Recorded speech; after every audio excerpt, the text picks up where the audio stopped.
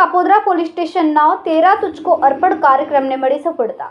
Kapodra police station દ્વારા જો 24 જાન્યુઆરીએ પ્રજાસત્તાક દિવસના પાવન અવસરે 13 તુચકો અર્પણ કાર્યક્રમનું સફળ આયોજન કરવામાં આવ્યું હતું।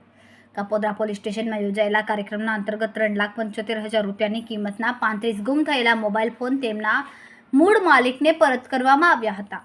કમિશનરો, પોલીસ અને અન્ય ઉચ્ચ પોલીસ અધિકારીઓની હાજરીમાં કાર્યક્રમ યોજાયો હતો।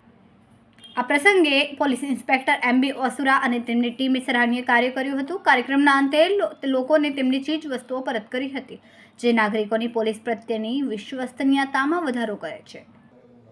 જી આજરોજ કાપોદ્રા પોલીસ સ્ટેશન ખાતે મહેરબાન પોલીસ કમિશનર સાહેબની સૂચના અને માર્ગદર્શન અનુસાર 13 તુચકો અર્પણનો કાર્યક્રમ રાખવામાં આવેલો।